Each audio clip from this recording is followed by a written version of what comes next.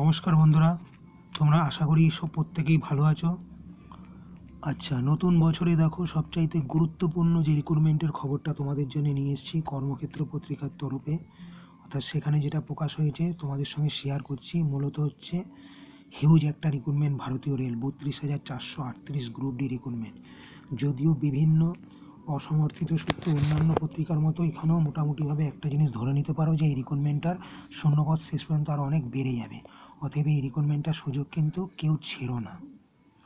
পাশাপাশি দেখো, একটা খুব সবচাইতে দেশের গুরুত্বপূর্ণ চাকরি, এর চাইতে আর পাওয়ারফুল, সম্মানের যোগ্য, ক্ষমতাবান চাকরি কিন্তু দেশে নেই। তা হচ্ছে কেন্দ্রীয় সরকারের ইউপিএসসির সিভিল সার্ভিস এক্সাম, অর্থাৎ যেটাকে সোজা কথায় আইএস, আইপিএস, আইএফএস এক্সাম বলা হয়।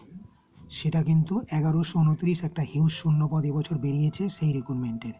এখানে যদিও বা ব্যক্তিগতভাবে আমার কিন্তু পুরোপুরি লস বা ক্ষতি, কারণ আমি এই পরীক্ষাটা গত বছর তিনেক দিতে পারছি না। জাস্ট তাদের এজ এক্সটেনশন, অর্থাৎ এজটাকে যেটা বাড়ানোর কথা ছিল সিভিল সার্ভিস রিফর্মস কমিটি, তারা কিন্তু এটা একটা নেগেটিভ রিপোর্ট দিয়েছে, যার ফলস্বরূপ কিন্তু সেন্ট্রাল গভর্নমেন্ট এজটা মোটেই 45+ করেনি।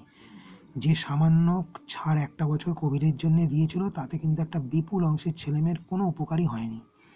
যখন সেন্ট্রাল গভর্নমেন্ট চাকরির বয়সসীমা বাড়াচ্ছে, অন্যান্যদের সবার সুযোগ সুবিধা বাড়াচ্ছে, সেন্ট্রাল গভর্নমেন্টের উচিত ছিল এই পরীক্ষার চাকরিটার বয়সসীমা 45+ করা, কিন্তু তারা সেটা করেনি। সেটা আমাদের মতো অনেক প্রার্থীর জন্য দুর্ভাগ্যজনক।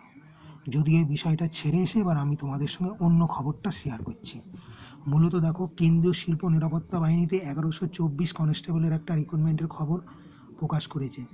এটা দেখে শুনেও তোমরা অ্যাপ্লাই করতে পারো। আর একটা পূর্ব মধ্য রেলে 1154 টেড অ্যাপ্রেন্টিস রিক্রুটমেন্ট, এবং পাশাপাশি ইন্ডিয়ান অয়েলে 450 তরুণীকে অ্যাপ্রেন্টিস ট্রেনিংয়ের মাধ্যমে একটা রিক্রুটমেন্টের সুযোগ দিয়েছে। বিভিন্ন কোটা ওয়াইজ এবং ট্রেড ওয়াইজ আছে, দেখে শুনে ডিটেলস সেই বুঝে তোমরা অ্যাপ্লাই করতে পারো।